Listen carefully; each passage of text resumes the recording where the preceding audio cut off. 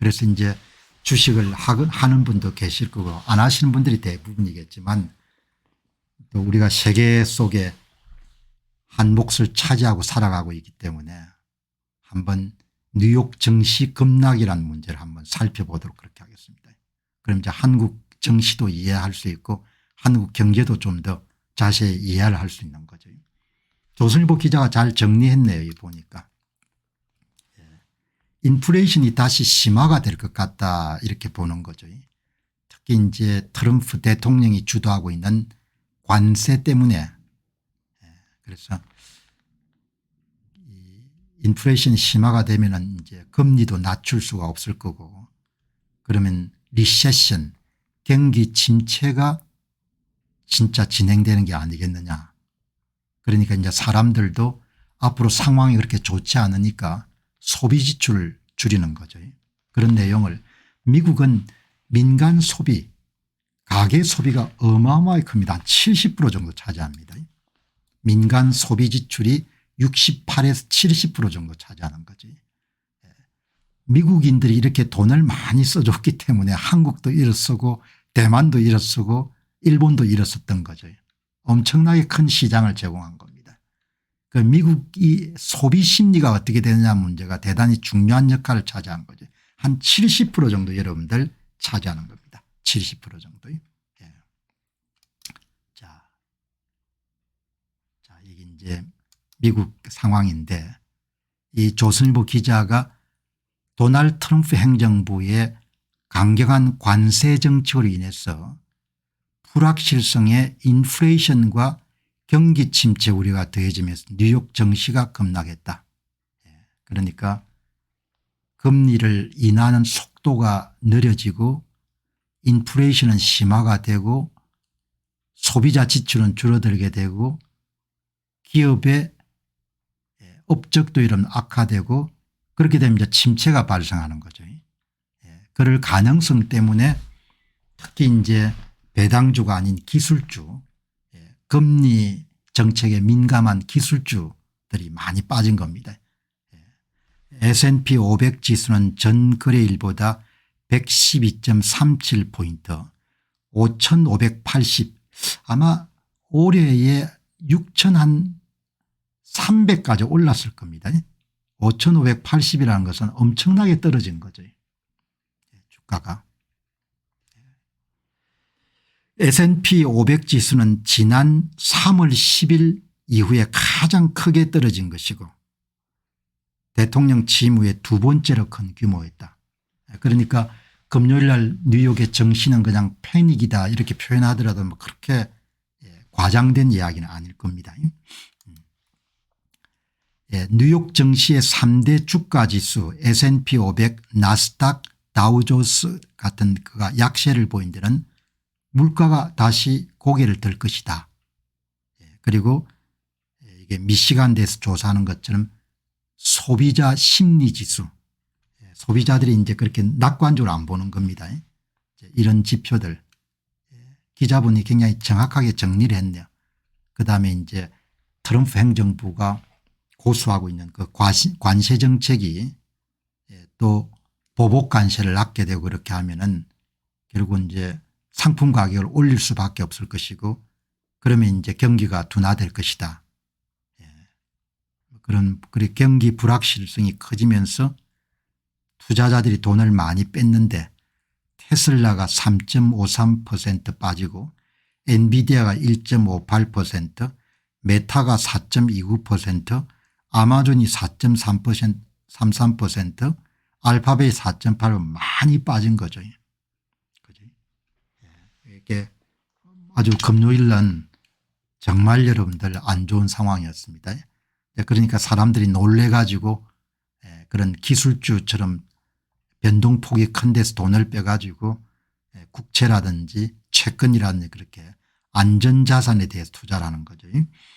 AXS의 인베스먼트의 글레그 바숙 최고 경영자는 투자자들에게 있어 또 하나의 큰 경고 지점인 관세의 인플레이션 영향이 아직 지표에 반영되지 않았습니다. 지금은 폭풍 전야라는 주장이 맞습니다. 앞으로 수개월간 인플레이션은 낮아지기보다도 높아질 가능성이 큽니다. 이제 관세를 때리게 되면은 이제 기업들은 상품 가격에 증가를 할 거 아닙니까? 이렇게 이야기가 나오는 겁니다. 여러분 이렇게 주식시장이 이렇게 많이 요동을 치면은 사람들이 패닉 상태에 빠져가지고 우왕좌왕하고 막 그냥 헐값이 이런 주식을 팔고 이런 경우가 발생하는 거죠. 오늘 월스트리트저널 한번 보시기 바랍니다.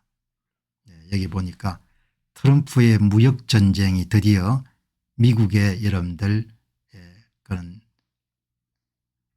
기업들에게까지도 지금 여파가 미치기 시작했고 미국 사람들이 경제에 대해서 feel bad니까 뭐 그렇게 기분이 좋지 않다. 이런 기사가 이렇게 실렸네요. 그래서 이러면 한번 봐서 무슨 기사인가 사람들이 불안하게 느낀다는 거죠. 앞에서 말씀드렸다시피 미국은 전체 여러분들 국내 총생산 가운데 70% 정도가 민간 소비 지출입니다. 그러니까 소비자 심리가 어마어마하게 중요한 거죠. 소비자 심리가. 이제 여기 보시면은 경제에 관해서는 감정 기분이 중요합니다. 미래에 대해서 좀 걱정하는 가족은 휴가를 연기할 수가 있고 회사는 투자를 줄일 수가 있습니다. 그리고 이제 미국의 여러분들 경기 상황이 조금 이렇게 흔들린다는 것은 며칠 전에 제가 방송을 내보냈죠. 그리고 우리로 따지게 되면은 뭐 세븐일레븐이라든지 GS25와 같은 그런 소매점에서 낱개들이 여러분들 그러니까 적은 용량의 알코올이 많이 팔리는 그런 부분들이 시장 현장을 반영하는 굉장히 중요한 지표지 않습니까? 미시간 보고서는 1분기 동안 미국 소비자와 기업 모두의 분위기가 현저히 악화됐다. 월스트리트 저널의 이런 아주 큰 특징은 이런 이야기를 지표로 볼 수 있는 겁니다. 좋은 차트로 여기 한번 보시죠. 이게 아주 오랜 전통을 갖고 있는 미시간의 소비자 심리 지수입니다. 이게 이러면 올라갈 때는 경기가 호황기제죠. 내려갈 때는 경기가 좀 침체가 되는 것이고. 그러니까 여기 보시게 되면은 여기 이 부분은 2008년도 글로벌 금융위기 때겠죠.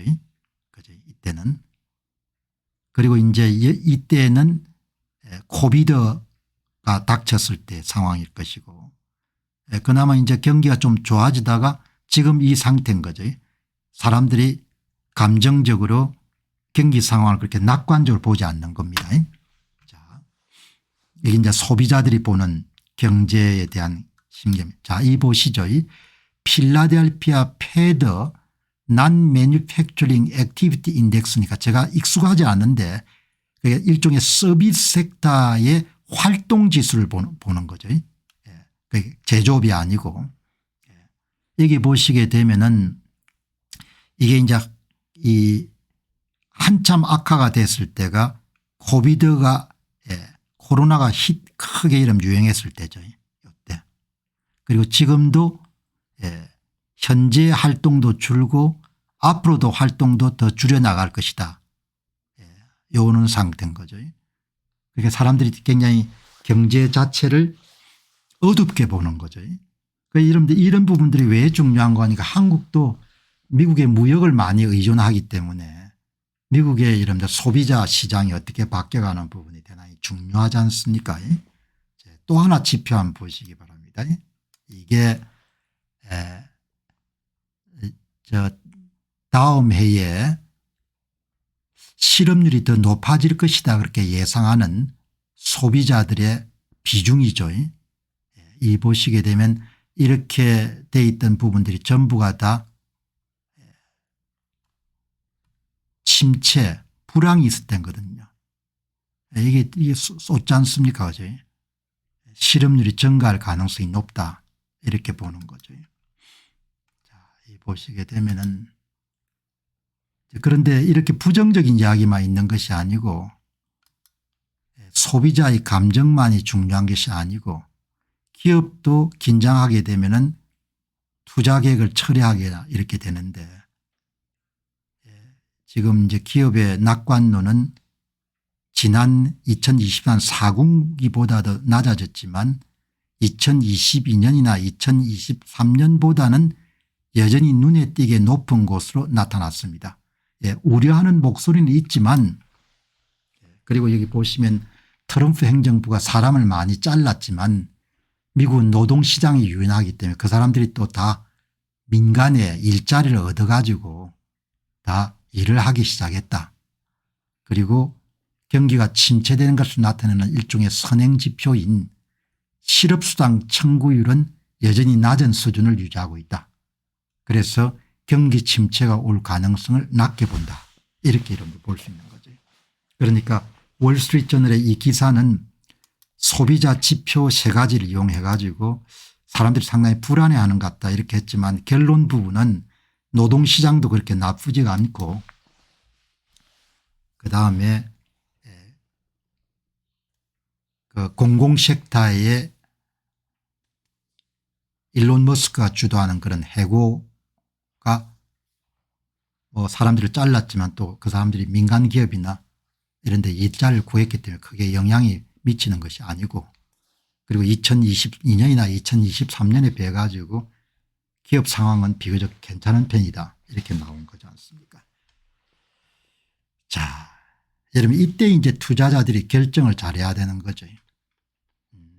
이런 이제 분위기가 팽배하게 되면 나름대로 이제 판단을 해야 되는 거죠.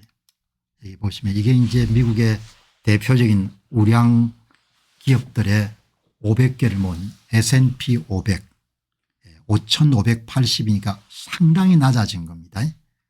이게 한 6,200, 300 정도 됐을 겁니다. 이만큼 떨어졌으니까 굉장히 많이 떨어진 거죠. 자, 뭐 옛날에는 기자 이야기만 보겠지만 경기 그렇게 나쁜 것 같지 않은데 그래서 이러면 AI한테 한번 물어본 겁니다. 당신 기술주가 금요일 날 많이 빠졌는데 다음 주 어떻게 될 것 같냐 이렇게 물어본 겁니다. 그러니까 정말 많이 떨어진 거죠. 정말 많이 떨어졌는데 그러니까 이런 때니까 이게 3월 10일일 겁니다. 이게 3월 28일 많이 떨어진 거죠. 이 고점에 샀던 사람은 엄청나게 당황 안 하겠습니까? 자, 여기 보시죠. 참 좋은 세상입니다. 여러분 건강하셔 가지고 오래오래 사시기 바랍니다. 이렇게 멋진 세상에 여러분들 3월 28일 날 금요일에 주가가 많이 떨어졌는데 그 원인이 뭐냐 이렇게 물어보니까 상세하게 이야기해 주는 겁니다. 인플레이션이 높아지겠다는 그런 사람들이 그런 전망을 하기 시작한 것이고 트럼프 행정부의 관세 정책이 물가를 올릴 것 같고 그럼 소비자들이 좀 점진적으로 불안해하는 것 같고 그다음에 AI 관련된 버블론 같은 것이 다시 여러분들 부상해 가지고 사람들이 기술주를 시장에 던진 것 같다. 투자자 심리가 위축한 주요 원인을 이렇게 이야기하는 겁니다. 그럼 다시 물어본 겁니다.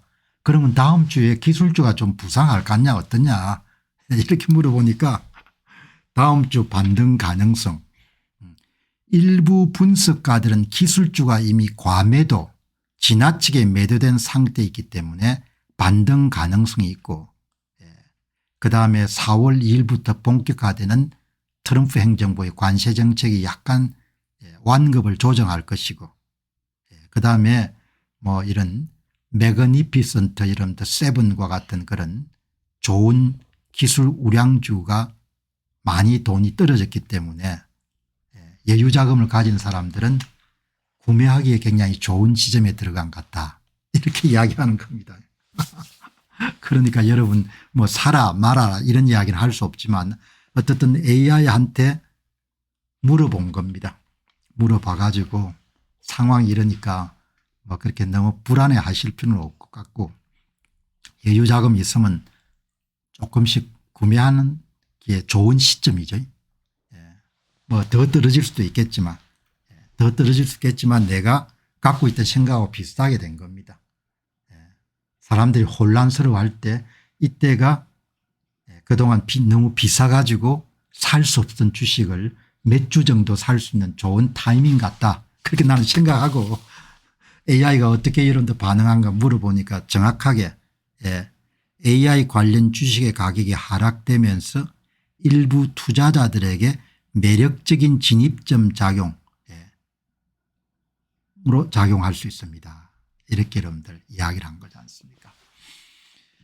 자, 그러니까 너무 패닉에 압도되지 않으셨으면 좋겠다. 그런 의도를 갖고 제가 이제 오늘 미국의 뉴욕 증시 폭락에 대한 부분을 다뤘습니다. 우리 정치 이야기를 하면 참 답답하지만 이런 세계에서 지금 일어나고 있는 이런 기업을 보면은 참 우리가 어마어마한 시대에 살고 있구나 이런 생각을 하거든요. 지금 엄청나게 욕을 이런 펍 맞으면서 매일 40억 달러를 절금하기 위해서 고군분투하고 있는 일론 머스크 참 대단한 사업가 같아요. 일론 머스크 천재적인 사업가 같습니다.